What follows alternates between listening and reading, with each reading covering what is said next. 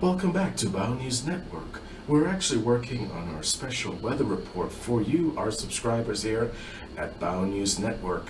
We're looking at scattered thunderstorms in the region of the Northeast with a cold front, a low mid-level flow, and cold front that's actually progressing from the region of Pennsylvania into Ohio, and we are seeing some dew points in the region of 60 degrees and up, which is going to increase the likelihood of scattered thunderstorms in the Northeast.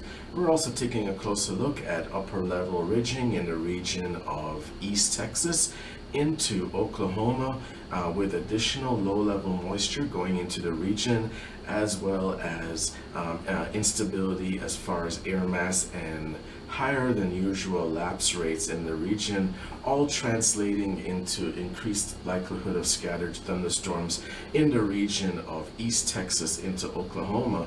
We're also taking a closer look also at upper level ridging in the region of central Kansas into Nebraska also, which is going to increase the chance of us seeing additional scattered thunderstorms throughout that region.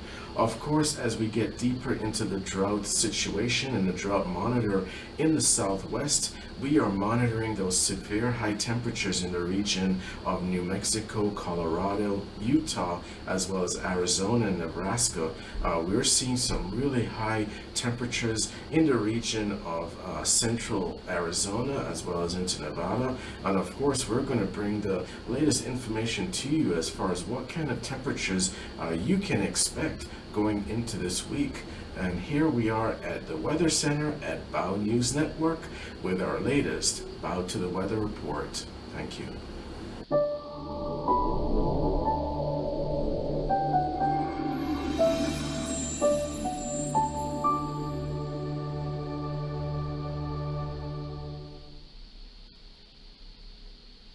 Welcome back to Bao News Network. We are actually taking a real close look at some severe weather across the continental United States. There's a mid-level flow and a slight cold front in the region of the northeast, in the region of Ohio to Pennsylvania in that corridor, and we are seeing directly right on our precipitation model scattered thunderstorms in the region of Pennsylvania in the northeast.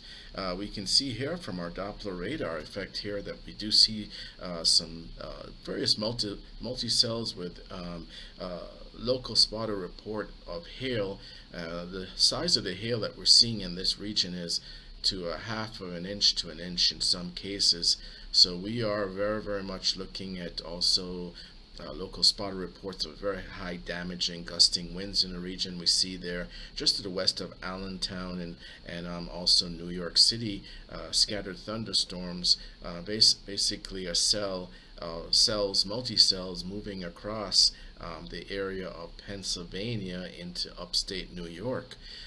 Also, we can see from our Doppler radar for the area of near just west of Virginia Beach in the region of Harrisburg and Charleston, we do see additional multicells in that region.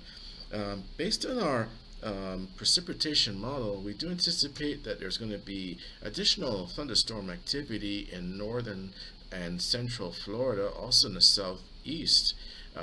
Southeast states, Alabama, Georgia, and Mississippi going into the week.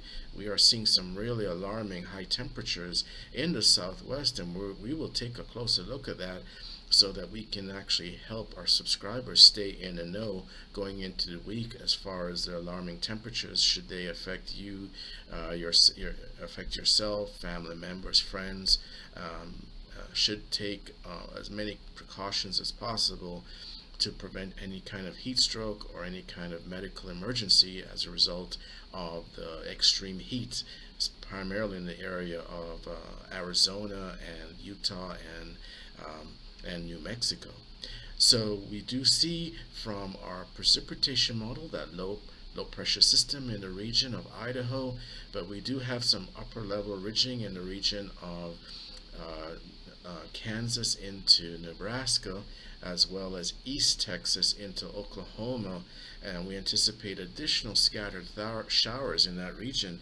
If we go to our radar, we can actually see earlier multi-cell and also multi-cell thunderstorms in the region of northern Colorado into the Nebraska area, and we see local spotted reports of hail reported in the region, as well as severe thunderstorms. Quite a bit of hail reported just north of Denver in the region of Boulder and Fort Collins. So there's definitely quite a bit of scattered thunderstorm activity in the region.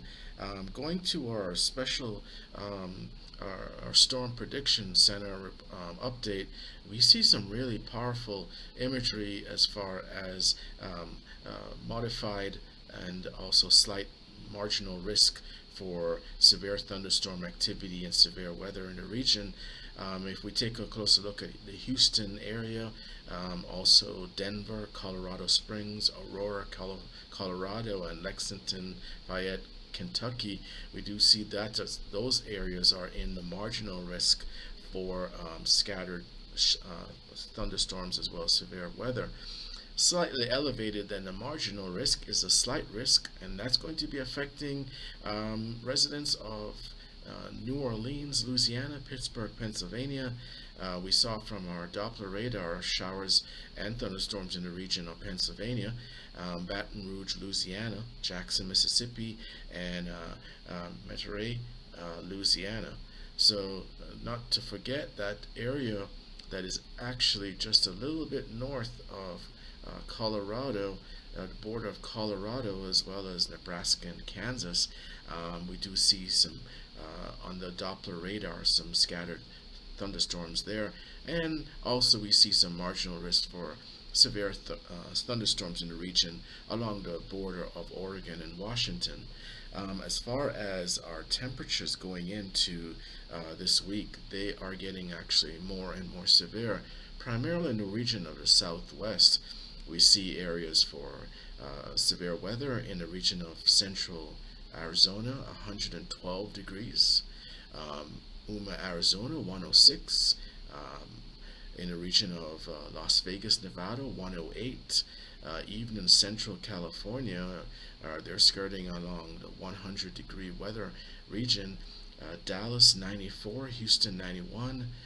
Miami is in the 90s. Central Florida is in the upper 70s.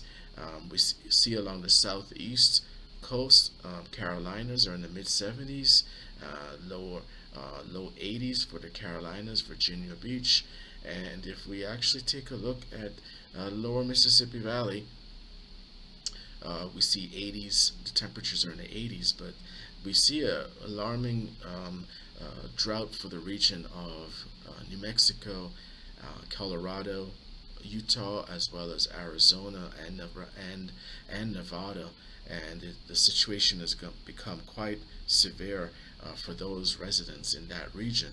If we refer back to our precipitation model, what we anticipate going into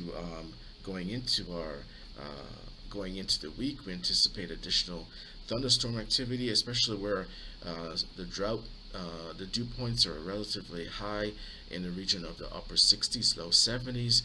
We are seeing some instability as far as air mass concerned in the region of East Texas into Oklahoma, so we will continue to monitor that region of the country going into the week, Monday and Tuesday, and also we'll continue to monitor Northeast as far as additional thunderstorm activity and more severe weather for the Northeast states such as Pennsylvania, as well as upstate New York, and even as far as possibly into New Hampshire and Maine. But going into the week, we anticipate additional and scattered thunderstorm activity in the southeast, and we anticipate that we'll continue to monitor that low pressure system that's anchored in the region of Idaho. Low pressure systems are usually synonymous with severe weather, so we'll have to continue to monitor that low pressure system in the northwest region, and also we see some increased shower activity along the coast in the region of Seattle and Portland in the Washington and Oregon border. So that's actually what we're actually looking at in the region for the continental United States with our weather update for Sunday, June 13th.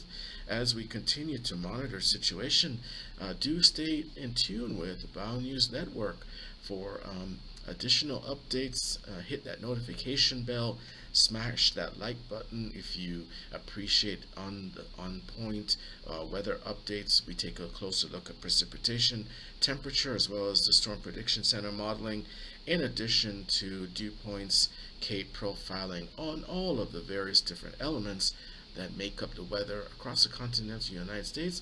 And do keep in mind, we are monitoring that disturbance that is near the Yucatan Peninsula, near the Bay of Campeche, to see if it may materialize into a possible depression or tropical storm.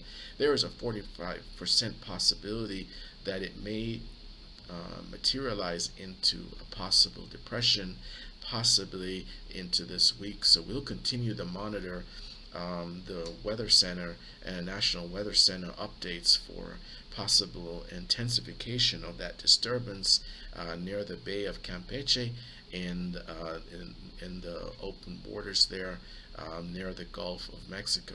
Keep in mind, sea surface temperatures of the Gulf of Mexico are 83 to 84 degrees, and that's ample energy for intensification into a possible tropical storm, or even tropical depression, or even a tropical storm. So we will continue to monitor the situation so that you can actually stay in the know and ahead of the storm going into this hurricane season. As always, we want to thank all of our Bow News Network subscribers, and we appreciate you tuning in to our latest Bow to the Weather report. And as always, remember to bow to the weather. Thank you.